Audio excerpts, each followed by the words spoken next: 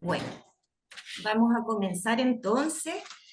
Muy buenas tardes a todos los que están presentes hoy día y les damos la más cordial bienvenida a esta conferencia, ¿no es cierto?, a este webinar que se titula Nueva Ley de Adopción. ¿Qué viene ahora? Mi nombre es Carolina Cabrera Bove, yo soy docente de la Cátedra de Clínica Jurídica Familia de la Universidad Finisterra y tendré el gusto y el honor además de acompañarlos como moderadora en esta jornada y reitero la gratitud por la presencia de cada uno de ustedes hoy día los presentes, pero además de eso me enorgullece y reitero el honor que es para mí, ¿no es cierto?, presentar a estas tres ponentes del día de hoy, ¿verdad? Que es don Anuar Quisille Vera, que ya vamos a profundizar brevemente en su currículum, ¿no es cierto? La profesora María Sara Rodríguez Pinto y nuestra querida Simona Canepa Aravena. En relación a don Anuar Quisille Vera, él es el defensor de la niñez desde el año 2023. Es abogado de la Universidad Diego Portales y es magíster en Derecho Internacional. Experto en materias de derechos humanos de niños, niñas y adolescentes, tanto en Chile como en América Latina. Lleva más de 15 años trabajando en la promoción y cumplimiento de los estándares de la Convención sobre los Derechos del Niño. Ha sido asesora además para las Naciones Unidas en el campo de los derechos de la niñez, para el Instituto Nacional de Derechos Humanos, la Fundación Ciudad del Niño, Fundación Power, Tierra Esperanza, Coanil, entre otras. Además de realizar asesorías en los Ministerios de Desarrollo Social y Familia y de Justicia en el Poder Judicial.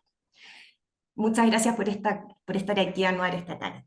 También saludamos a la profesora María Sara Rodríguez Pinto, quien es profesora titular de Derecho Civil en la Universidad de los Andes, en Chile, lugar donde enseña desde el año 1997.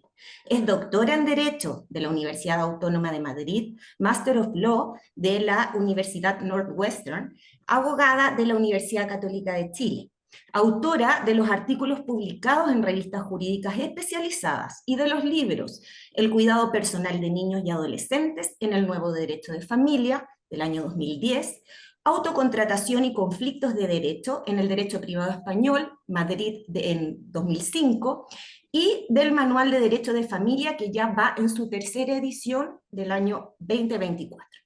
Y por último, y no menos importante, nos acompaña Simona Canepa Aravena. Es profesora de la Universidad de Derecho de la Universidad Finisterra, abogada de la Universidad Católica de Chile, además es candidata a doctora en Derecho por la Universidad de los Andes, magíster en Investigación Jurídica, magíster en Estudios Políticos y magíster en Ciencias de la Familia por la Universidad de los Andes. Fue jefa además de las reformas legales de la Subsecretaría de la Niñez, del Ministerio de Desarrollo Social y de la Familia entre los años 2018 y 2020. Vamos a comenzar, ¿no es cierto?, con este webinar que, reitero, Nueva Ley de Adopción, que viene ahora.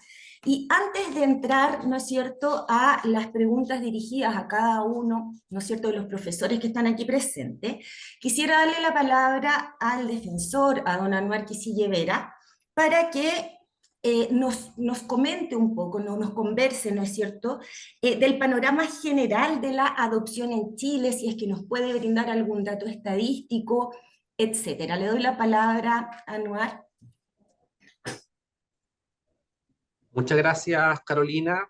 Muy buenas tardes a todos y todas. En primer lugar, quiero agradecer a la Facultad de Derecho de la Universidad Finisterra por la invitación en representación de la Defensoría de la Niñez para justamente abordar un tema contingente y muy importante para el desafío que actualmente el Estado está enfrentando en relación con la garantía y protección de los derechos de niños, niñas y adolescentes, como es evidentemente la nueva ley de adopciones.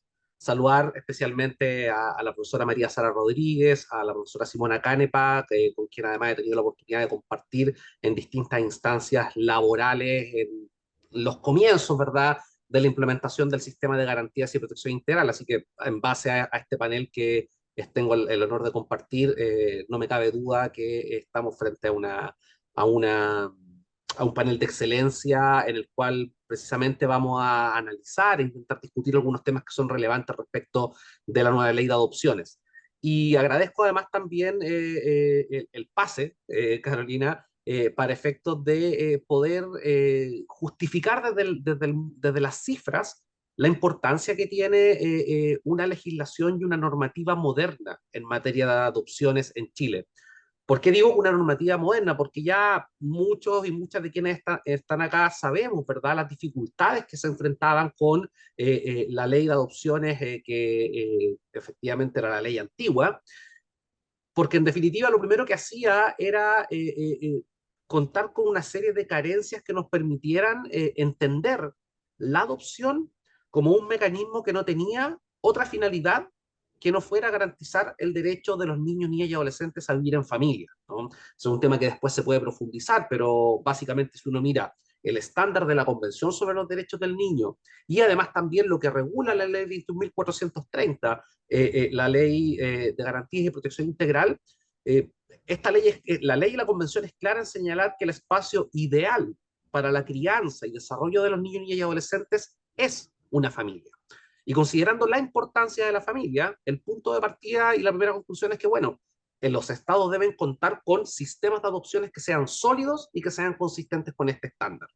Y si uno mira las cifras, uno puede mirar algunos temas, por ejemplo, que ha levantado, ¿verdad?, el Ministerio de Desarrollo Social y Familia desde el punto de vista de entenderlo como el organismo rector en esta materia.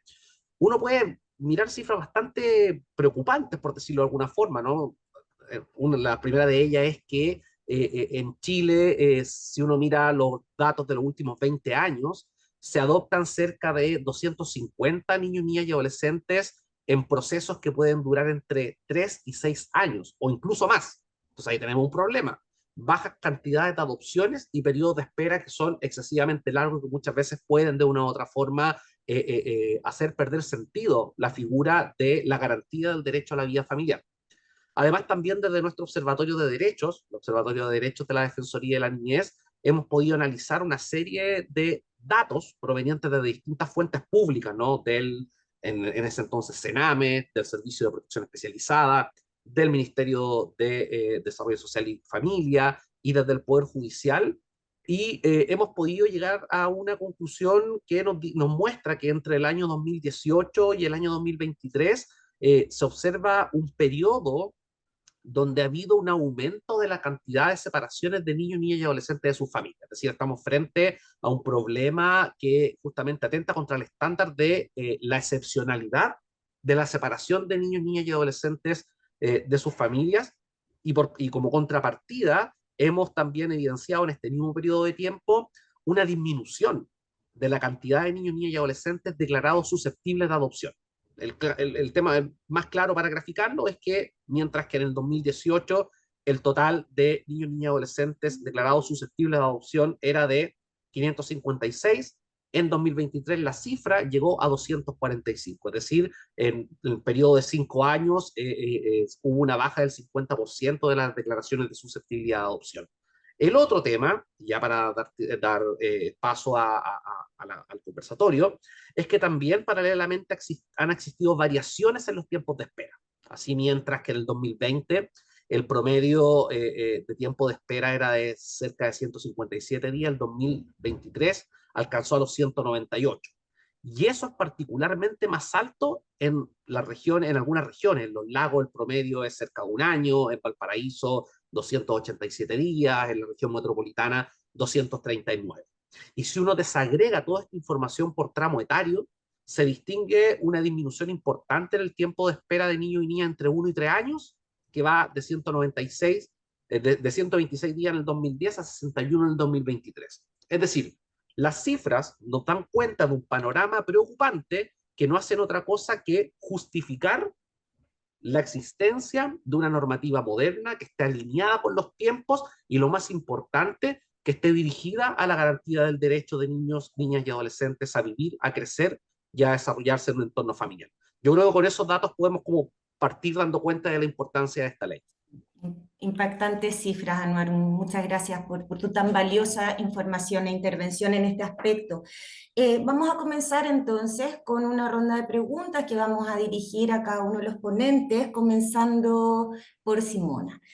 Simona, ¿cómo surge esta ley que se tramita ya hace 12 años en el Congreso, desde el 2013 hasta ahora? ¿Y cuándo entra en vigencia esta ley? Muchas gracias, Carolina. Bueno, también quería saludar a todos los participantes y a nuestros expositores. Muchas gracias, Defensor, por estar acá y profesora María Sara Rodríguez por acompañarnos en este seminario. Para dar un poquito de contexto, antes de meternos ya de lleno en lo que es el contenido de la ley, sí quería comentar que, claro, este proyecto de ley ingresó al Congreso Nacional en octubre de 2013, durante el primer gobierno del presidente Sebastián Piñera. Em, Estamos hablando de un proyecto de ley que ingresó antes que el proyecto de ley que terminó en la ley de garantías, antes de los proyectos de ley de los dos nuevos servicios. Entonces, fue un proyecto que se demoró mucho en su tramitación, ¿ya? Dentro de los fundamentos y las ideas matrices que tenía ese primer proyecto de ley original, el diagnóstico coincide harto en lo que nos comentaba el defensor, sobre todo dentro de los objetivos de este proyecto de ley estaba hacer el procedimiento de adopción y específicamente el de susceptibilidad de adopción más eficaz y más rápido, ¿ya? Dentro de las ideas matrices se comenta que los tiempos de espera de los niños para ser declarados susceptibles de adopción en promedio eran de 2 años y 15 días, solo el proceso de susceptibilidad. Por lo tanto, el diagnóstico que se hizo ya en el 2013 era un poco el mismo que tenemos hoy día, que los tiempos de la declaración de la susceptibilidad y de la adopción en total eran muy, muy largos, son todavía muy, muy largos, ¿cierto? Y también se necesitaba una norma que tuviera como centro el interés superior del niño, en conjunto con otros principios rectores como el respeto de los niños, del derecho de los niños a vivir en familia, el derecho de los niños a ser oídos, el derecho de los niños a conocer sus orígenes, ¿ya? Eso fue en octubre de 2013 y luego en octubre del 2014, un año después, en el gobierno de la presidenta Bachelet se presentaron indicaciones al proyecto de ley, unas en octubre del 2014 y luego en junio y julio del 2015. Y estas indicaciones lo que hacían era reemplazar por completo el proyecto de ley anterior en distintas tandas de artículos, primero del 1 al 26 y luego del 27 hasta el final. Entonces como que se volvió a empezar de alguna manera con la discusión de todo este proyecto que tampoco había avanzado mucho en este año de tramitación. Y uno de los puntos que se discutió en ese momento, me acuerdo que fue que estas indicaciones consideraban a la familia de origen hasta el sexto grado inclusive, que sería lo que nosotros conocemos coloquialmente como los primos de segundo grado. Por lo tanto, dificultaba mucho este proceso de búsqueda de familia de origen porque había que buscar a muchos parientes, ¿cierto? Entonces, de alguna manera era contrario a las ideas originales del proyecto. Esta versión tampoco tuvo muchos avances en su tramitación, sí tuvo urgencia simple en distintas etapas, y luego en mayo de 2018, con el segundo gobierno del presidente Sebastián Piñera, se presenta una nueva indicación sustitutiva que reemplaza todo lo anterior. Entonces ya estamos hablando como de un tercer proyecto de ley dentro de esta misma tramitación, que fue finalmente la base de lo que salió. En mayo de 2019 recién se aprobó el primer trámite en la Cámara de Diputados y luego se discutió en el Senado con distintas intermitencias en la Comisión de Constitución y en la Comisión de Familia. Y ya en agosto del 2024, el gobierno actual le puso la urgencia de discusión inmediata. Y ahí se aceleró toda esta discusión y ya en junio del 2025 se aprobó este proyecto de ley, en el fondo se envía el oficio de ley al Ejecutivo, ya, o sea, recién. Entonces, fue una tramitación muy larga, muy discutida en distintas instancias, pero además, ¿cuál es la situación actual? O sea, ¿qué viene ahora con esta ley? Que ya estamos hablando de la ley de adopción, pero todavía no está la ley promulgada ni publicada. Se envió el oficio al Tribunal Constitucional por parte del Congreso el 18 de junio recién, El Tribunal Constitucional lo vio, discutió el control de constitucionalidad en pleno el 25 de junio y adoptó un acuerdo, pero todavía no tenemos esa sentencia. Entonces ahora falta que con esa resolución del Tribunal Constitucional se promulgue y se publique la ley. Y luego si revisamos los artículos transitorios, podemos ver que desde la publicación de la ley hay una serie de etapas que todavía faltan para llegar a la entrada en vigencia de esta ley en su totalidad. Primero, el Ministerio de Desarrollo Social y Familia tiene el plazo de 6 meses para dictar los reglamentos necesarios y el plazo de 10 meses para actualizar los reglamentos que también anteriores que sean necesarios. Y luego de eso va a haber un proceso en que los colaboradores van a poder solicitar su acreditación como colaboradores acreditados. Entonces, luego de estos 10 meses hay 6 meses para el proceso de acreditación y una vez que se cumpla con esos plazos, em, el primer artículo transitorio dice que esta ley va a entrar en vigencia 3 meses desde actualizados los reglamentos o 1 mes desde la acreditación de los colaboradores. Por lo tanto, ya sumando todos esos plazos, yo calculé que antes de enero de 2027, febrero más o menos, no va a entrar en vigencia esta ley, sino que todo el próximo año y lo que queda de este año va a ser dedicado a la redacción de estos reglamentos y a la acreditación de los colaboradores. Muchas gracias, Simona. Anuar, vamos a volver contigo y la pregunta es la siguiente. ¿Qué papel jugó o ha jugado la Defensoría de la Niñez en la tramitación de esta ley? Bien, muchas gracias, Carolina. Yo quiero un poco también, para poder ubicarnos en el tiempo y en el espacio, también complementar un poco lo que decía Simona en relación con el rol de la Defensoría, porque la Defensoría de la Niñez entra en funciones, ¿no? Cuando este proyecto de ley ya tenía 5 años de tramitación. Y eso es importante saberlo porque, en definitiva, una de las prioridades que se dio tanto en la administración anterior de la Defensoría de la Niñez como en la actual tenía que ver precisamente con cómo se promovía la aprobación del proyecto. Y en ese sentido uno puede mirar dentro de la historia de la ley una serie de gestiones que la Defensoría fue realizando inicialmente el año 2019, el año 2020, el año 2021, precisamente para que se promoviera la discusión del proyecto, para justamente tener en cuenta las observaciones al proyecto de ley y finalmente presentar, ¿verdad?, cuál era la postura de la Defensoría de la Niñez tanto el 2021, el 2022 y el 2024 ante distintas comisiones parlamentarias, tanto en la Cámara de Diputados como en el Senado. Eh, a mí me gustaría sistematizar de manera y esa información de una u otra forma también está en los boletines estadísticos de la Defensoría de la Niñez, cuáles han sido el foco o cuál fue el foco de atención en los temas que quiso instalar o que promovió la Defensoría de la Niñez durante la discusión parlamentaria del proyecto. Y yo diría que esto tiene que ver con principalmente 4 aspectos específicos. Una de las primeras cuestiones que la Defensoría de la Niñez promovió en respecto a este proyecto de ley estaba relacionado con la incorporación expresa de los principios de la ley de garantías, ¿verdad?, de los principios de la ley 21.430 en el proyecto de ley. ¿Para qué? Para hacer de este proyecto de ley un cuerpo normativo que fuera coherente con lo que el Estado estaba trabajando respecto de la ley 21.430. Y ahí se formuló una recomendación específica que decía relación con incluir dentro de los derechos y garantías, ¿verdad?, el interés superior del niño, ¿verdad?, en relación con lo que el Comité de los Derechos del Niño había dispuesto y recomendado en sus observaciones generales y al Estado de Chile, para que se entendiera como un concepto que se debería analizar al momento de decidir sobre la adopción o analizar la susceptibilidad de adopción, justamente entendido como lo entiende actualmente el artículo 7 de la ley, ¿no?, como un derecho sustantivo, como un principio jurídico interpretativo fundamental y como una norma de procedimiento.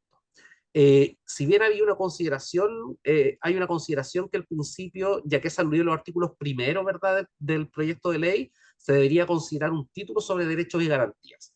Ahora, si uno analizara el resultado, qué pasó con esta recomendación de la Defensoría de la Niñez y lo que finalmente salió de este proyecto de ley, es que precisamente el Congreso Nacional siguió y hizo caso a a la recomendación de la Defensoría. Esto también estaba evidentemente estaba bajo el paraguas de un trabajo colaborativo con quien llevaba el proyecto, que era el Ministerio de Justicia, con el Ministerio de Desarrollo Social, y uno puede observar, por ejemplo, que en algunas disposiciones del proyecto aprobado, particularmente en el artículo primero, cuando se define la adopción, ya hay referencias al derecho a vivir en familia, a desarrollarse en el seno de una familia, y además también en la consagración, ¿verdad?, del interés superior del niño.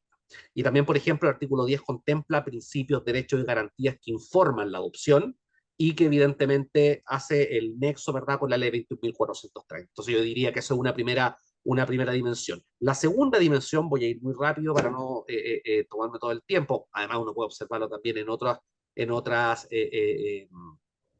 aristas, ¿verdad? Como por ejemplo en el artículo 11, que consagra el derecho a ser oído, la representación jurídica, el derecho a la información, que de una u otra forma hace un todo coherente a ambas legislaciones. El segundo tema en el que la Defensoría emitió recomendaciones tenía que ver precisamente con los contactos post-adoptivos y el régimen comunicacional con familia de origen. La recomendación específica de la Defensoría de la Niña en esta materia era precisamente que se debía plantear la posibilidad de los contactos posadoptivos como un derecho de los niños, niñas y adolescentes, porque en algunos casos no había abandono por parte de las familias, sino que lo que ocurría era más bien una falta de herramientas efectivas por parte de dichos familiares para contar con habilidades suficientes, ¿no? Pero sí podían llegar a estar presentes en la vida de los niños existiendo un vínculo afectivo que probablemente nunca se había perdido. ¿Por qué? Porque entendíamos desde el estándar que se debía asegurar la posibilidad del niño, niña, adolescente adoptado de mantener un contacto con sus hermanos en caso de que sean separados, ¿verdad? Todo ello siempre haciendo la evaluación en concreto del interés superior. ¿Qué pasó con esto? Se siguió la recomendación, ¿verdad?, en el texto que se aprobó en segundo trámite constitucional por la Comisión de Constitución del Senado, aunque no se estipula expresamente lo que se entiende por adopción abierta, ¿no? Y ahí hay normas, por ejemplo, del artículo 47, del artículo 48, que habla de los supuestos de procedencia, de mantener contactos posadoptivos con hermanos de simple o doble conjunción, etcétera. Y también podemos verlo en el artículo 49, que regula la legitimación activa, y también la solicitud que se presenta conjuntamente con la adopción. El tercer tema que puso la Defensoría, y el penúltimo, en términos bien generales, había muchos temas respecto de los cuales nos fuimos refiriendo y abogando desde la Defensoría, pero el tercer tema tenía que ver precisamente con la búsqueda de orígenes. ¿Qué sugerimos como Defensoría de la Niñez? Que la búsqueda de orígenes fuera reconocida como un derecho de los niños, niñas y adolescentes, sea que ésta fuera acompañada y además también mediada por el servicio u otros organismos acreditados, ¿verdad?, a través de programas o unidades específicas que fueran integradas por profesionales especializados en la materia de mediación de búsqueda de orígenes, que se encuentre designado para ejecutar esta búsqueda y que resultara necesaria una coordinación interna que permitiera precisamente una comunicación constante con el organismo acreditado que intervino en la adopción en primera instancia. En términos concretos, esta recomendación fue tomada, ¿verdad?, por el Congreso y particularmente en segundo trámite constitucional por la Comisión de Constitución del Senado, y ahí podemos ver lo que dispone particularmente el artículo 14 del proyecto aprobado, donde reconoce el derecho a la identidad y el derecho a conocer los orígenes, ¿verdad?, y que dice en relación con cómo esto se debe realizar mediante un proceso de evaluación y determinación, de evaluación y determinación del interés superior del niño, haciendo un nexo, ¿verdad?, con lo que establecen los artículos 7 del interés superior del niño y 26 de la ley 21.430. Y finalmente, uno de los temas también que fueron recomendados por la Defensoría de la Niñez fue la regulación de la adopción por parte de familias de acogida. Y la recomendación específica en esta materia tenía que ver con la posibilidad valga la redundancia, evaluar la posibilidad de homologar los requisitos de las familias de acogida como para los solicitantes de adopción, subiendo los estándares mínimos que son requeridos para ambos, entendiendo que las familias de acogida son transitorias y si desde un inicio se encuentran habilitadas para participar en un proceso de adopción, aquello podría implicar una dilación innecesaria en el proceso de búsqueda de determinación de cumplimiento de requisitos para ser adoptantes. Y esto tenía que ver precisamente con el estándar que consagra el artículo 20 de la Convención sobre los Derechos del Niño, pero también las directrices de Naciones Unidas sobre las modalidades alternativas de cuidado de niños, niñas y adolescentes. ¿Qué pasó acá? Podríamos decir que esta recomendación se siguió parcialmente en segundo trámite constitucional y ahí podemos ver precisamente lo que dispone los artículos 32 y 33 de la ley, del proyecto aprobado, donde se regula, y no quiero ahondar en esto por si eventualmente esto podemos ir después discutiendo, donde se regula, ¿verdad?, la adopción por parte de cuidadores de programas de acogimiento familiar, estableciendo que solo procederá en atención al interés superior del niño y siempre y cuando él o los cuidadores soliciten ser considerados para estos procesos de adopción. Entonces, como conclusión, y con esto termino, podríamos señalar que más allá de los estándares que tratamos de incorporar en este proyecto, hubo una recepción adecuada por parte del Congreso Nacional en los temas vinculados al cumplimiento de estándares internacionales y el nexo con la ley de garantías. Muchas gracias, Anuar. Antes de pasar a la exposición y a la pregunta que le vamos a formular a la profesora María Sara, recordarle a los participantes que pueden formular sus preguntas, si el tiempo lo permite, las podremos resolver todas o vamos a seleccionar, ¿no es cierto?, las que sean más atingentes y pertinentes con el tema. Ahora sí, profesora María Sara, ya nos saludamos. Le quería formular la siguiente pregunta. ¿Cuáles son las novedades que usted visualiza, ¿no es cierto?, en esta ley? Muchas gracias, Carolina, y muchas gracias a la Universidad de Finisterra por la invitación a participar en este seminario. Muy contenta con los panelistas que me toca, con los que me toca participar, y encantada de conocer a Anuar Quisille también, que no lo conocía, y estoy encantada de poderte conocer, aunque sea de esta manera tan rara. Bueno, yo no participé en esta ley, digamos, no participé directamente en la tramitación de esta ley en ninguna de sus etapas. Entonces, aunque me interesa mucho el derecho a familia, por supuesto, y siempre estoy estudiando todas las cosas que están pasando en derecho a familia, pero en esta ley no participé de su tramitación. Esperé justamente porque la tramitación se demoró, fueron cambiando los proyectos, entonces uno, desde el punto de vista de la observación académica, como que uno ya no sabe qué estudiar, y como que todo el tiempo está cambiando todo esto, y la verdad es que no, tampoco tenía la disponibilidad posible para involucrarme más. Entonces me he encontrado ahora con la ley ya totalmente tramitada, y entonces, por eso es que mi visión, o sea, estoy contenta de poderla revisar, y esta es la primera vez que participo en alguna actividad relacionada con esta nueva ley, así que les vuelvo a agradecer la invitación. ¿Qué comentarios puedo hacerles sobre novedades? Yo estuve preparando algunas ideas. Y a ver, tal vez voy a repetir un poco algunas cosas que ya se han repetido mucho. En todo caso, volver a la idea central, que me parece que es la que movió al final este proyecto, que es que la adopción corresponde a la necesidad de un niño de tener una familia, no al deseo de unos adultos de tener un hijo. Entonces, valoro todas las instancias que se asegura, por las que se asegura en este proyecto que la adopción, que todo el proceso de adopción se centre en el interés del niño. Y aquí también está el desafío de toda la implementación de esta ley, de todo el futuro que nos queda por delante, ¿no es cierto? Porque como que con esta ley tendría que haber como un nuevo inicio, así como Simona nos contó que varias veces en el trámite de la ley empezó todo de nuevo. Bueno, ahora que tenemos la ley lista, como que realmente tenemos todo, tenemos la posibilidad como de empezar de nuevo en todo el tema de adopciones, y poder verdaderamente defender a los niños, especialmente a aquellos que han sido más vulnerados, expuestos a abuso, incluso abusados, ¿no es cierto? Que satisfacer verdaderamente sus necesidades y buscar insertarlos en una familia que sustituya de alguna manera, que reemplace a esa familia que de alguna manera les falló, ¿no es cierto?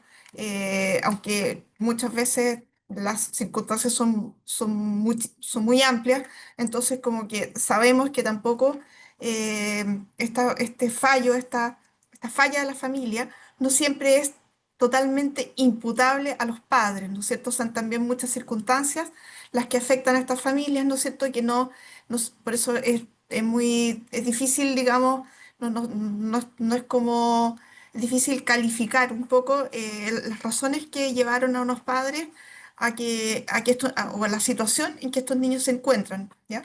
Pero bueno, entonces, como que ese marco es una primera idea. Bueno, después, en cuanto a novedades, en cuanto a quienes pueden ser adoptados, me parece que básicamente no hay cambios, aunque cambia un poco el planteamiento, la claridad, y eso lo celebro. Sí hay cambios en cuanto a los posibles adoptantes. ¿Cierto? Aquí se mantienen los matrimonios que ya existía esto anteriormente, con el añadido de que a partir de la ley de matrimonio igualitario también fue posible que matrimonios de personas del mismo sexo pudieran adoptar. Se agregan convivientes civiles, ¿no es cierto?, que antes no estaban en la ley, no podían adoptar, pero se agrega también esta categoría de parejas de hecho, ¿no es cierto?, que también se los habilita para adoptar. Entonces, aquí se ha dicho mucho, por lo menos por la prensa, cosas que uno oye así sin entrar a estudiar directamente el proyecto, que se intentó hacer posible que todo tipo de familias pudiera adoptar. Y esto, en cierta forma, amplía, o sea, se busca, por lo que he oído, se busca conseguir que existan más familias idóneas para adoptar, o sea, que haya más familias posibles para acoger a esos niños que esperan ser adoptados, ¿no es cierto? O sea, esa era y sigue siendo, me parece a mí, la intención del legislador, o sea, extender, ampliar las posibles familias que pueden adoptar. Eh, aquí, sin embargo, digamos, al admitir tal vez, sobre todo el caso de las parejas de hecho, me parece a mí, bueno, y siempre en esta ampliación, eh, digamos, porque pasamos tal vez del panorama que llegó a considerarse demasiado estricto de la ley anterior a un panorama mucho más amplio, ¿no es cierto? Siempre la verdad es que yo aquí veo o advierto que esto traslada el riesgo de idoneidad a la institucionalidad de la adopción y a los tribunales de familia. ¿Por qué? Porque todas estas familias, todas estas posibles familias, tienen que ser igualmente idóneas, ¿no es cierto? Igualmente idóneas de acuerdo a la institucionalidad de la adopción. O sea, que todas estas posibles familias, aunque ya les dije, todas las posibilidades de familias que pueden entrar, pueden ser teóricamente idóneas para adoptar, luego tienen que pasar por estos escrutinios de idoneidad que son muy importantes, ¿no es cierto? Anteriormente tal vez había un factor que la ley lo zanjaba, que era por lo menos la estabilidad intencional, al menos, de la familia, porque en cierta forma el matrimonio, en cierta forma, no totalmente, porque no garantiza la estabilidad de la familia, pero sí al menos en la intención de los participantes, de los cónyuges, ¿no es cierto? Hay una cierta intención de estabilidad, digamos, por los compromisos que han asumido, ¿no es cierto? Que son compromisos que son tendencialmente estables. Entonces, eso es un requisito bien importante en la elección de las familias adoptivas, porque se trata de buscar a los niños que han sido, están en una situación de vulnerabilidad, se trata de buscarles una estabilidad, ¿no es cierto? La estabilidad que no tuvieron en su familia de origen. Se trata de buscarles hogares estables. Entonces, es que tal vez lo que veo sí es que la ley en esta extensión de las posibles familias le atribuye una tremenda responsabilidad a la institucionalidad de la adopción y a los tribunales de familia para la selección de familias adecuadas, ¿no es cierto? Porque igualmente todas las familias tienen que pasar por estos escrutinios de idoneidad. Entonces, ese es como un primer comentario que la verdad es que pensé, claro, antes la ley zanjaba, en cierta forma, zanjaba un poquitito esto, pero no, digamos que igual la institucionalidad de de la adopción tenía que realizar el escrutinio de idoneidad. Pero hoy tal vez estamos entregando mucho más responsabilidad y mucho más, podríamos decir, más expectativa en el funcionamiento de la institucionalidad de la adopción. Entonces, ahí tenemos que vamos a tener que poner un esfuerzo grande como sociedad en fortalecer todo eso para que la institucionalidad de la adopción funcione adecuadamente y para que los niños encuentren hogares que efectivamente lleguen a satisfacer sus necesidades como todos queremos que así sea. Entonces, claro, aquí está el tema de que, por ejemplo, en el caso de las parejas de hecho, claro, no está, su estabilidad más bien es una cuestión de hecho, ¿no es cierto? Es una cuestión simplemente de hecho, que no está de alguna mente garantizada por ningún compromiso. Entonces, también ahí va a haber un desafío para la institucionalidad, aunque la ley dice que tiene que tener una cierta estabilidad de a lo menos 5 años, me parece, que leí por ahí. De todas maneras, bueno, es una estabilidad de hecho, ¿no es cierto? Es una estabilidad de hecho que siempre es más frágil que la estabilidad que da un compromiso, ¿no es cierto? Que es, podríamos decir, el compromiso del matrimonio o a lo menos el compromiso del acuerdo de unión civil. Ese es un primer comentario que tengo en cuanto a las familias adoptantes. Ahora, valoro también que se haya abierto la puerta a las familias de acogida.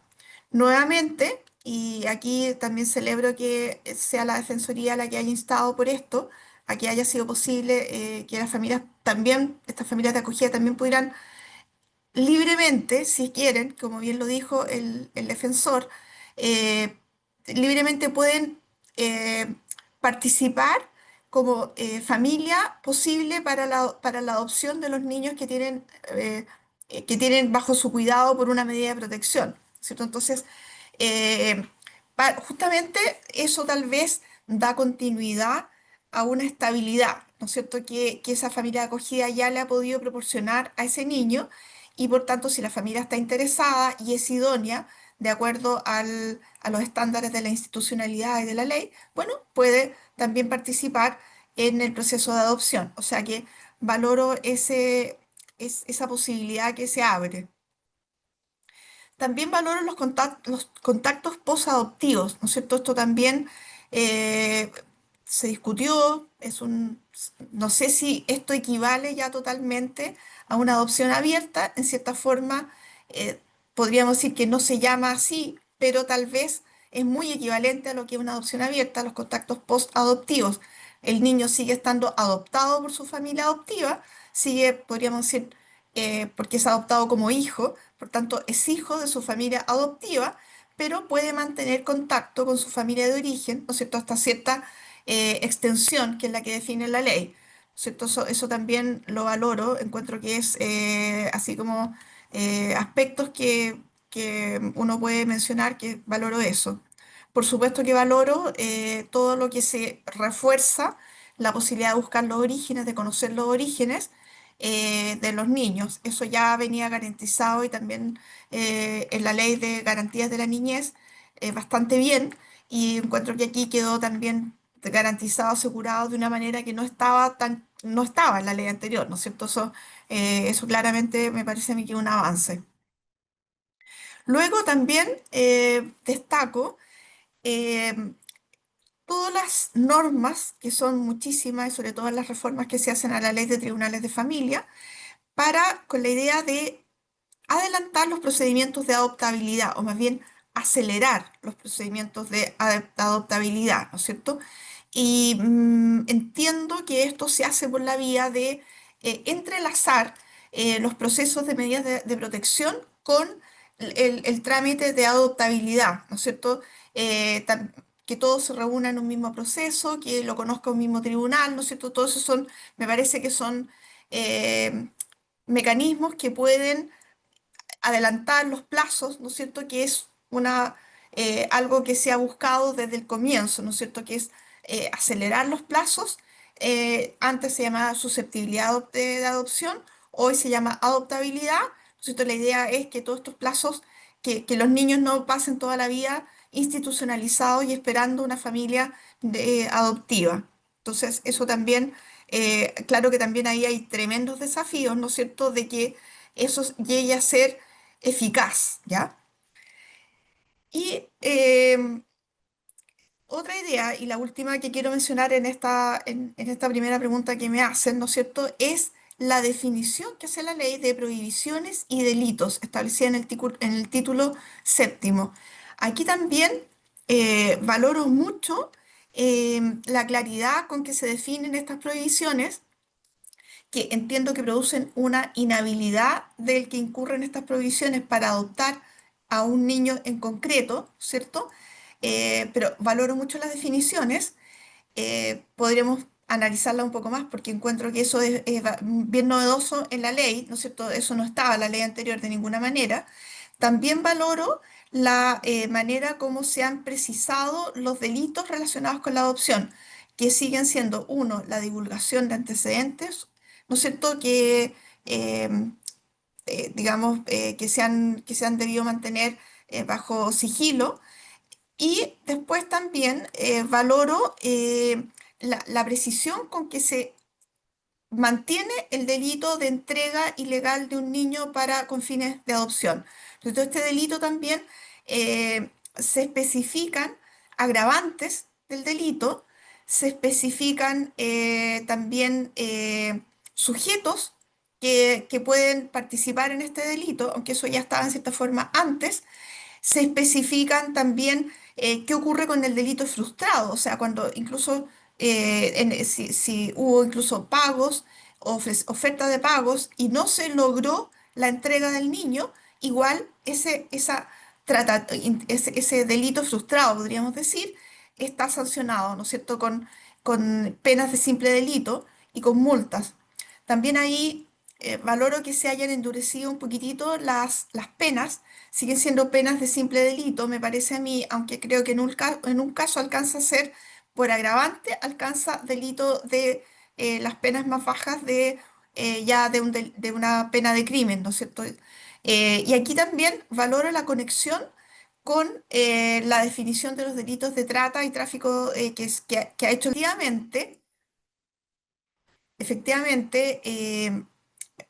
lamentablemente, creo que sigue habiendo a nivel internacional un tremendo tráfico de niños con fines de adopciones ilegales. La verdad es que lo siguen denunciando los organismos internacionales, sigue habiendo informes de relatores especiales que denuncian las nuevas formas de tráfico, ¿no es cierto?, con fines de adopción y con otros fines todavía más terribles de niños. Entonces, me parece a mí que eso, aquí me parece a mí que la ley responde a requerimientos que hizo el Comité de Derechos del Niño, entiendo. Defensor, tal vez usted conozca con más precisión todo esto, ¿no es cierto?, las obligaciones que Chile tenía de endurecer su legislación en estas materias, de tipificar el delito de venta de niños, que no sé si alcanza a quedar totalmente tipificado, pero se ha hecho un gran avance. Se ha hecho un gran avance porque si uno interpreta distintas formas de cómo está descrito el delito de entrega ilegal de niños para la adopción, ahí podría caber en distintos supuestos la venta de niños, ¿no es cierto? Eh, entonces, eso y también incluso podrían caber como delito otras figuras que se empiezan a hacer como empiezan a ocurrir en el mundo, ¿no es cierto? Y a nivel internacional, en que nosotros en Chile debemos tener una postura eh, muy fuerte para rechazar este tipo de prácticas, para que nuestro país no se convierta en un destino de tráfico de niños, ni que entren niños para esto, ni que salgan niños de nuestro país para estos fines. Entonces me parece a mí que es un avance el endurecimiento de las penas de estos delitos y que estos delitos también estén relacionados con los delitos de trata que se introdujeron en el Código Penal. También aquí tenemos tremendos desafíos, que eso los podemos comentar más adelante, pero me parece a mí que esto es lo que valoro así en una primera lectura de esta ley, de este proyecto, todavía proyecto de ley, y tenemos tremendos desafíos por delante, pero de eso podemos hablar más adelante. Muchas gracias, María Sara. A propósito de las novedades de la ley, Anuar, ¿quieres complementar lo ya dicho por María Sara o aclarar algún punto, digamos, no aclarar, pero en el fondo dado que ella te nombró, ¿no es cierto? Y preguntó tu opinión también en relación a lo que ella expuso.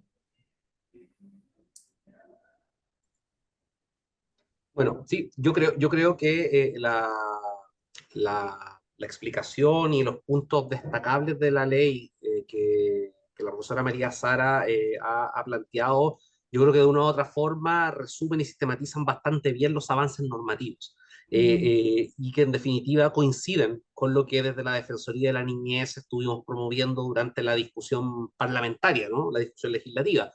Y claro, hay una serie de cuestiones en las cuales uno podría profundizar y que de una u otra forma van a depender de cuál es la estrategia que el gobierno, el actual o el de turno próximamente, que va a tener un desafío muy importante en la implementación del sistema de adopciones, van a tener que tener en cuenta. Yo creo que ahí, y solo a modo de complemento y tomando un poco lo que señalaba María Sara respecto de las recomendaciones del Comité de los Derechos del Niño, aquí la ley no solamente viene a cumplir con una deuda desde el punto de vista de los estándares asociados a la protección o al reconocimiento del derecho de niños, niñas y adolescentes a crecer y desarrollarse en una familia, sino que también de una u otra forma implica un avance respecto de aquellas recomendaciones específicas que bien decía la profesora Rodríguez respecto a generar legislación que de una u otra forma vaya tipificando determinadas conductas que históricamente sabíamos que existían, pero que no estaban tipificadas. O sea, se avanzó, por ejemplo, en la tipificación del delito de explotación sexual. Se reconoció o se establecieron obligaciones para el Estado en materia de explotación sexual en el artículo 37 de la ley 21.430. Y ahora esta ley, este proyecto ya aprobado, de una u otra forma es un paso inicial y está bien, yo digo, también coincido con la profesora Rodríguez respecto a que no está claramente mencionada la venta de niños, pero sus elementos apuntan hacia una eventual reforma normativa que tiene que ver precisamente con la tipificación de venta de niños que de una u otra forma vendría a cerrar el círculo toda vez que tenemos tipificación de la explotación sexual, tipificación de la explotación comercial. Y lo otro tiene que ver con cómo esto va a impactar las estrategias que van a tener los principales obligados a cumplir el proyecto de ley. Hay muchos obligados, ¿no? Pero en definitiva vamos a tener que empezar a mirar cuál va a ser la relación que va a tener la aplicación de la ley con lo que actualmente está trabajando la Corte Suprema a raíz de la política de efectivización de los derechos de niños, niñas y adolescentes que están vinculados con el sistema de justicia. Acá el Poder Judicial va a tener un rol fundamental porque en definitiva, si no existe un mecanismo y una estrategia, la ley deja abiertas muchas posibilidades para que los tribunales puedan elegir las mejores estrategias para solucionar estos históricos problemas de tiempo, de plazo razonable, de debido proceso. Bueno, van a ser los tribunales quienes autónomamente van a tener que definir una estrategia y evidentemente desde la Defensoría vamos a estar acompañando ese proceso. Y lo otro tiene que ver también con cómo este proyecto de ley, ya estoy pasando al, mundo, al campo de ya de los desafíos, cómo este proyecto ya aprobado va a conversar con el sistema de protección integral y garantías, o el sistema de garantías y protección integral. O sea, cómo va a conversar con la ley 21.430, cómo va a conversar con el sistema que está definido en el artículo primero de la ley 21.430, es decir, los niños, niñas y adolescentes que están en un proceso de adopción son sujetos de protección integral y respecto de ellos y ellas el sistema debe actuar y quienes conforman el sistema de protección integral no es solamente la Subsecretaría de la Niñez y no es solamente el Ministerio de Justicia ni los tribunales, son todas y cada una de las carteras que tienen algún grado de responsabilidad en esta materia. Por lo tanto, lo que falta ahora es, obviamente, difundir el contenido del proyecto una vez que este sea promulgado como ley, pero a su vez también identificar cuáles van a ser las estrategias que educación, vivienda, salud u otras carteras que tengan algo que decir en la materia puedan desarrollar para efectos de implementarlo. Yo creo que ahí radican los principales desafíos. Gracias, Anuar. Bueno, justamente antes de pasar a los desafíos propiamente tal, no sé si Simona quisiera complementar en relación al tema de las novedades de esta ley, ¿no es cierto?, que ya fueron expuestas por la profesora María Sara. Sí, claro, muchas gracias. Coincido, bueno, en el diagnóstico de la profesora María Sara y también del defensor, y solamente como puntos muy, muy concretos para complementar. Respecto de los adoptantes, claro, se elimina el orden de prelación, lo que comentó la profesora María Sara, Pero los criterios para considerar a los adoptantes como personas con condiciones generales para adoptar quedan en la ley, o al menos los criterios básicos. Antes la ley solamente hablaba como de este examen de idoneidad y ahora sí se detallan como por ejemplo condiciones de parentalidad positiva, vínculos con red sociofamiliar y otras redes de apoyo, estabilidad en la relación, salud física y mental, hace alusión a la ley de garantías. Entonces, la ley pone ciertos criterios que quedan establecidos de manera legal. Y con relación a la búsqueda de orígenes, que también es algo que destaco y que está en línea también con lo que ya se aprobó en la ley de garantías en el artículo 26, me llamó la atención que en el artículo 67 de este proyecto de ley de adopción se señala que los adoptantes se deben comprometer a informar a los niños que su filiación fue producto de un proceso de adopción, en virtud de este derecho de los niños a conocer sus orígenes. Entonces, todos los adoptantes, y esto se va a considerar también en este examen de las condiciones generales, tienen que asumir ese compromiso de contarles a sus hijos adoptados que su filiación es producto de una adopción. Y me parece súper importante porque, claro, culturalmente en Chile hace tiempo había como un cierto tabú con los niños adoptados, no se contaba, no se sabía, era como un secreto familiar, pero qué importante es que todos los niños puedan conocer la verdad sobre su origen, ¿cierto? Entonces, me pareció súper bueno que esto quedara establecido así textual en la ley. Y por último, sobre la declaración de adoptabilidad, la ley dice que va a proceder en tres casos, en el fondo. La adopción por integración, que está más desarrollada, pero que ya estaba en la ley anterior, la cesión voluntaria, y en esta etapa que se regula en la ley de tribunales de familia, que es la etapa de fortalecimiento y revinculación familiar.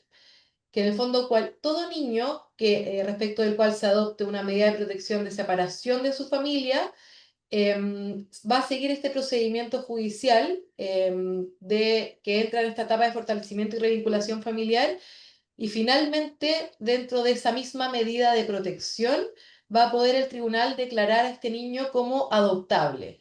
Es una de las cuatro alternativas que tiene el tribunal como para terminar este proceso, ¿cierto?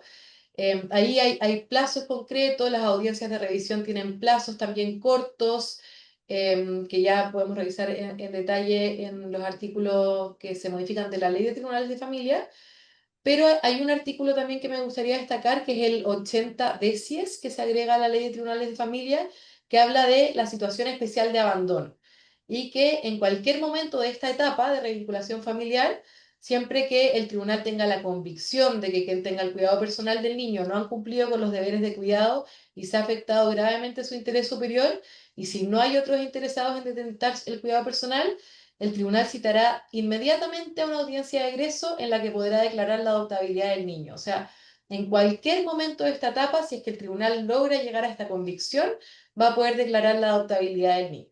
Entonces eso también lo podemos conversar después en la parte de desafío, ¿cierto? Porque es una responsabilidad tremenda para el tribunal, pero la ley al menos le da la herramienta y la posibilidad de acortar estos tiempos de declarar al niño o no como adoptable. Muchas gracias, Simona. Y bueno, ya María Sara y Anuar. Esta pregunta va formulada para los tres.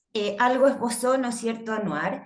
Y también coincide con una de las preguntas de los participantes, que es Vania Olivares, ¿no es cierto?, que ojalá se pueda satisfacer con esta parte del conversatorio. Y la pregunta es la siguiente, insisto, algo adelantó Anuar. Y a Anuar le voy a dirigir primero la pregunta. ¿Cuáles son los principales desafíos en la implementación de esta ley? Bien, muchas gracias, Carolina. Sí, yo me estaba refiriendo y como que hice spoilers como de algunos desafíos, ¿verdad? Respecto a cuál va a ser la tarea que va a tener el Estado, no los tribunales, los ministerios que tradicionalmente están asociados a esta materia, para efectos de implementar la ley. Por ejemplo, hay algunas cuestiones que son relevantes respecto a algunos desafíos bien específicos y que están relacionados con adecuaciones normativas que serán necesarias para efectos de implementar la ley. Por ejemplo, a propósito del rol de los tribunales, yo decía, la Corte Suprema actualmente está trabajando en una política de efectivización de los derechos de niños, niñas y adolescentes, donde efectivamente esta nueva ley va a tener que entrar dentro del análisis para justamente insumar esa política de efectivización.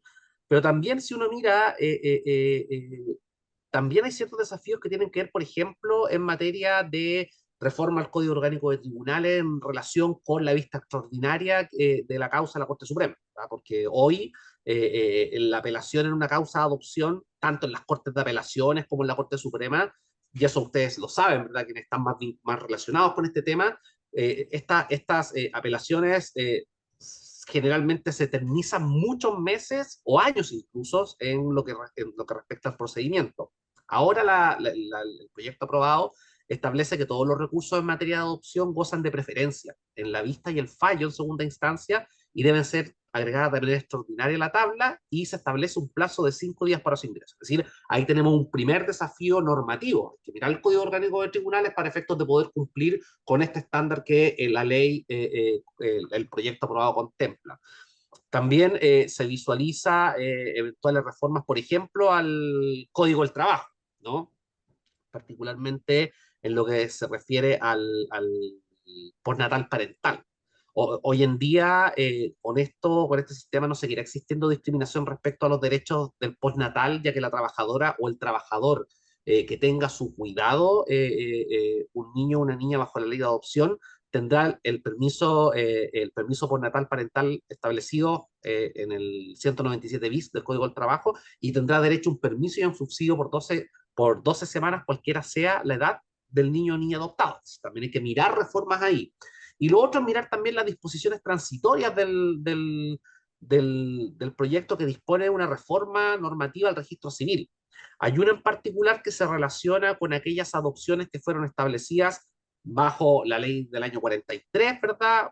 Y bajo la ley del año 88, que establece que las personas que hayan sido adoptadas bajo estas leyes quedarán sujetos a ellas, no obstante, cualquiera sea su edad, podrán acordar entre el adoptante y el adoptado que se les apliquen los efectos que establece la ley en el procedimiento de adopción bajo ciertas condiciones, tales como suscribir un pacto de escritura pública, someterlo a la aprobación del tribunal y la sentencia que se apruebe, en que se apruebe la escritura sea remitida al registro civil. Por lo tanto, a estas personas a las que no se les concedía el estado civil de adoptado o incluso a aquellas que se les concedía, no tenían derechos y ahora con esta nueva ley pueden ser homologados. Y por eso mismo es importante tener en cuenta esta reforma o las disposiciones transitorias de la ley. Yo diría que en términos generales están como los desafíos que nombraba al comienzo y específicamente en materia normativa, yo creo que eso es lo que hay que mirar ahora para efectos de avanzar en la implementación de la ley. Gracias, Anuar. María Sara, la misma pregunta. ¿Cuáles son los principales desafíos que tú visualizas en la implementación de esta ley? Mira, la verdad es que yo comparto todos los desafíos que mencionó Noar y quería simplemente mencionar que me parece, valoro los plazos y el objetivo de abreviar todos los plazos que tiene este proyecto. Esto es un desafío tremendo para los tribunales, ¿no es cierto? Vamos a tener que difundir muy rápidamente esta nueva ley entre los tribunales de familia. Probablemente ellos también ya la están estudiando, pero tal vez hacer un esfuerzo muy grande en socializar, como se dice ahora, toda esta reforma, para que efectivamente los tribunales hagan uso de las herramientas que les atribuye la ley, que les entrega la ley, y que efectivamente esto produzca un cambio y los plazos, como que tú mencionaste al principio, Anuar, efectivamente se acorten, ¿no es cierto?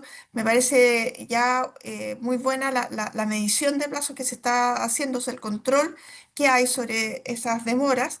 Entonces, sería realmente fantástico que efectivamente veamos una disminución de esos plazos si es que cuando los tribunales efectivamente hagan uso de estas nuevas atribuciones y la institucionalidad de familia también funcione adecuadamente como se espera de que lo hagan, ¿no es cierto?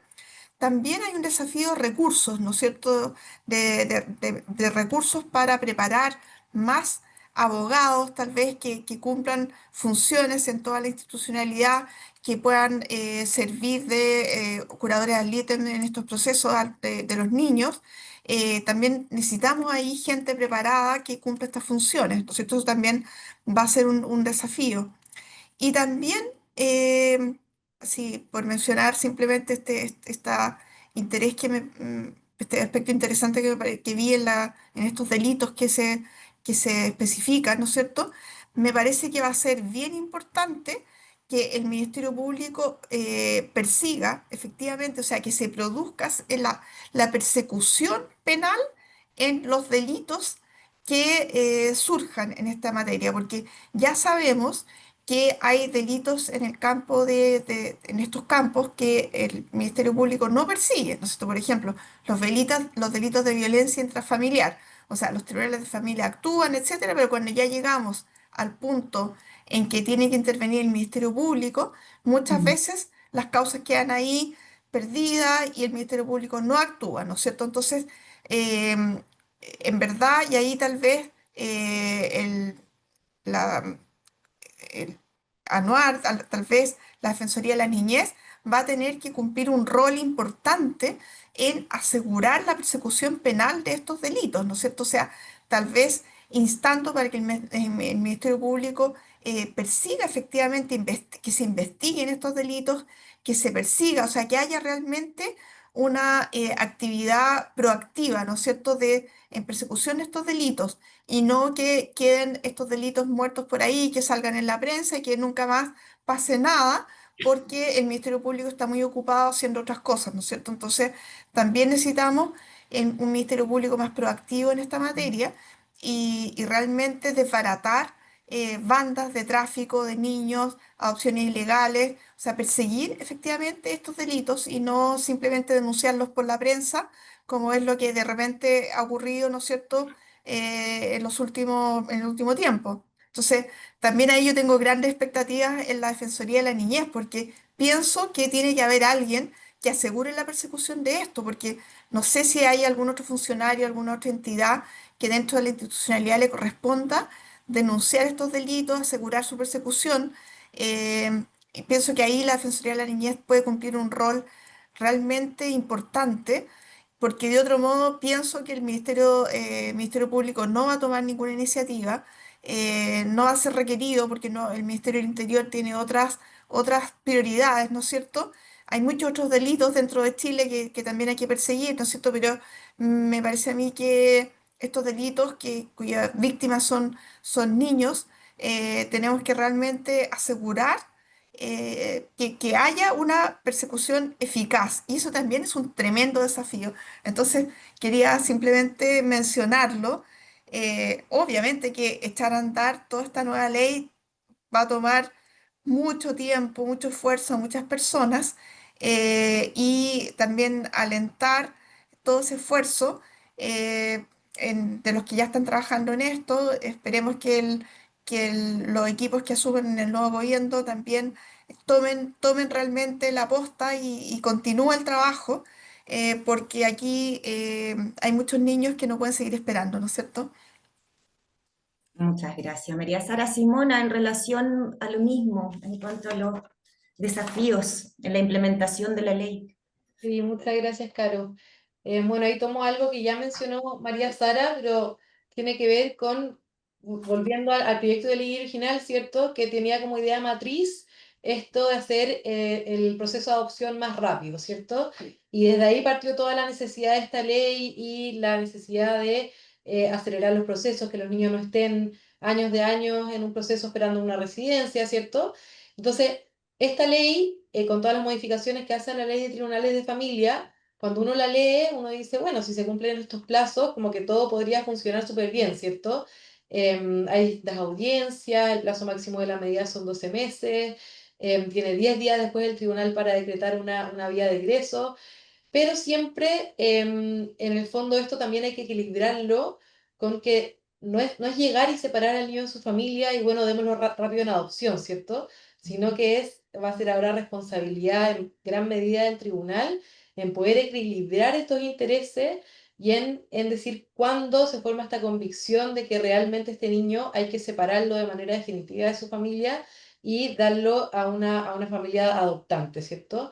Entonces, creo que ese es un tremendo desafío, como no enfocarse solamente en que esto sea rápido, rápido, rápido, sino que hay que mirar la situación particular de cada niño, la situación de cada familia, que puede ser muy distinta, que por distintas situaciones de la vida, ¿cierto? Las familias pueden tener algunas falencias, pero claro, no todas son imputables a esa familia, muchas veces es falta de herramientas, es falta de apoyo, por parte también puede ser del Estado. Entonces, ¿cómo conjugar estas dos realidades? Por un lado, los tiempos de los niños, que son el centro y el interés superior de cada niño, pero también dar las oportunidades a la familia, porque sabemos que el lugar donde mejor está un niño es en su familia. O sea, ojalá no hubiera ningún niño separado de su familia de origen, ¿cierto? Entonces creo que eso es un tremendo desafío y esa responsabilidad la va a tener sobre todo los tribunales de familia, bueno, apoyados por el programa del Servicio de Protección Especializada. Muchas gracias. Esas han sido como los cuatro ejes principales de este conversatorio. Bueno, nos queda muy poco tiempo, hay reflexiones y preguntas sumamente interesantes y atingentes. Lamentamos si no podemos responderlas todas y les quiero pedir a los exponentes, voy a seleccionar dos preguntas y pedirles que si pueden dentro de la medida de lo posible, ¿no es cierto?, acotar sus respuestas, ¿verdad?, y encuadrarlas para que, en beneficio del tiempo, ¿no es cierto?, porque claramente podríamos estar aquí toda la tarde y muchas sesiones más porque es un tema que da para mucho. Hay una pregunta que, insisto, son todas importantes, pero me parece que es relevante, sobre todo considerando que está aquí la profesora María Sara Anuar y Simona. Dice, Patricia, consulta y cuáles son los requisitos en el caso de las FAE, entre paréntesis, para adoptar. Me imagino que se refiere a las familias de acogida externa, ¿cierto? Porque entiendo que deben darse ciertas excepcionalidades. ¿Cuáles serían? Entonces la pregunta concreta es cuáles son los requisitos en el caso de para adoptar en el caso de las familias externas, de acogida externa, perdón. Perfecto. Anuar, María Sara, Simona, ¿quién desea responder? Yo Simona, Mira, si quieren. Dale, perdón. no tú, porque yo iba a decir algo más general, pero a lo mejor tú tienes una respuesta más precisa. Pero las dos pueden responder, Anuar también, digamos, si es. Sí, María no, a mí Sara. simplemente me parece que los requisitos que se piden para las familias de acogida son los mismos que se piden para las familias que postulan a la adopción.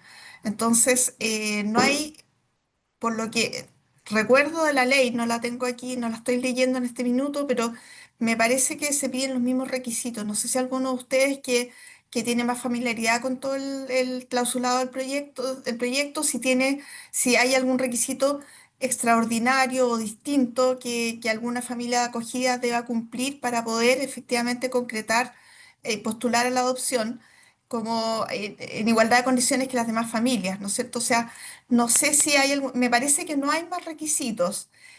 No sé si tampoco tengo claro si la familia acogida tiene alguna cierta preferencia en la adopción.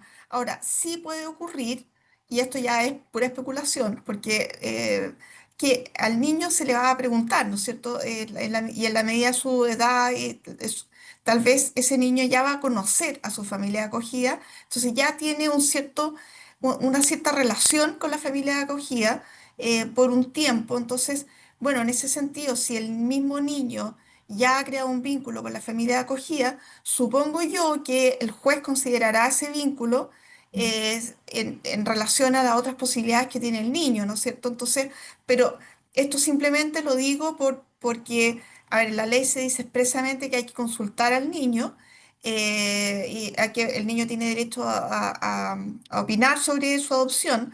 Entonces, ahí también, tal vez, no sé, pienso que tal vez las familias de acogida podrían, como tienen un conocimiento más directo, el niño las conoce, una cierta confianza, una cierta relación anterior, bueno, tal vez puedan tener una cierta como preferencia hacia un poco más, pero simplemente por las circunstancias, ¿no es cierto? Pero me parece que no hay más requisitos. No sé si Simona, tú tenías otra idea que tal vez sea interesante. Sí, esto yo lo revisé y está en el artículo 32 del proyecto de ley. Sí dice que tiene que ser en atención al interés superior del niño, o sea, siempre el centro de que sea lo mejor para el niño, pero la familia de acogida tiene que haber tenido un cuidado del niño ininterrumpido por 18 meses. Entonces está este requisito de que sea al menos un año y medio desde que lo tenga acogido. Se hace la misma evaluación de las condiciones generales, como tú comentabas, María Sara, respecto de todos los adoptantes. Y solo se puede solicitar una vez que el niño ya es declarado como adoptable, o sea, solo respecto de los niños que son adoptables. Y también dice este artículo que se tiene que oír al niño, o sea, ejercer el derecho de los niños a ser oídos. Sí, Anuar, yo no ¿algo más sé, que...? sí, no, ¿Mm? yo solamente complementando, tal como dice Simona, los requisitos están en el artículo 32, si no me equivoco, y dice, bueno, y además tienen que cumplir con todos los requisitos del artículo 35, que son los requisitos generales, ¿no? Ser mayor de 25, menor de 70, tener una diferencia de edad que creo que entre 20 y 50 o 52 años, los certificados correspondientes, no tener antecedentes, no estar formalizado, o sea, es decir, están todos los requisitos del artículo 35. Lo importante que creo que buscó la ley es que se trató de mantener el estándar de entender que el acogimiento familiar es esencialmente temporal y provisorio. Y no se tiene que utilizar el acogimiento familiar como una vía a la adopción. Ahora, habiéndose cumplido el requisito de los 18 meses ininterrumpidos, como decía Simone, que lo establece el artículo 32, esta familia de acogida que tiene la intención de adoptar debe declarar. Es decir, ese es un requisito importante que diga, bueno, perfecto, acá yo soy familia de acogida, pero mi intención es adoptar a este niño o niña y que no se produjera lo que se produce, por ejemplo, incluso en experiencias comparadas, ¿no? En Venezuela, en El Salvador, en Argentina, donde se utiliza, porque es más rápido y para saltarse todos los requisitos, el acogimiento familiar para adoptar. Y eso, ese es un tema que quedó claro al menos en esta discusión del artículo 32. Fue una de las grandes discusiones también en torno a este tema en el proyecto de ley. Sí. Bueno, sin duda yo creo que todos los que nos hemos dedicado a esto o estamos dedicándonos, ¿no es cierto?, al derecho de familia, existía, ¿no es cierto?, antiguamente la creencia de que el derecho de familia o el derecho de menores antiguamente, ¿no es cierto?, era como el pariente pobre del derecho, ¿verdad? Es evidente que hoy día eso ya no es así, ¿no es cierto?, sobre todo desde que los niños, niñas y adolescentes son sujetos de derecho y no objetos de derecho. Entonces, en ese sentido se ha avanzado. Sin duda queda mucho por hacer y esperar, ¿no es cierto?, que esta ley, una vez que ya entre en vigencia, se puedan ir, ¿no es cierto?, resolviendo los nudos críticos, el tema de los recursos, que me parece importante, en fin. Aquí este tema da para muchos conversatorios, muchos webinars, y desde ahí yo le quiero dar las gracias. Gracias profundas a los tres exponentes, por supuesto que en nombre mío, pero en nombre de la Facultad de Derecho de la Universidad Finisterra, para nosotros ha sido un honor recibirlos, aunque sea telemáticamente, ¿no es cierto? Agradecerles por los temas expuestos, y ojalá podamos generar instancias parecidas, similares, ¿no es cierto?, respecto de este tema y respecto de otros temas, y les agradezco a los tres sus exposiciones, ¿verdad? Y también a las personas que se conectaron y que asistieron. Lamentablemente no nos queda más espacio para preguntas, ¿verdad? Pero bueno, habrán otras instancias. Les doy la palabra para que se despidan a los tres expositores y con eso damos por terminado el webinar del día de hoy. Anuar.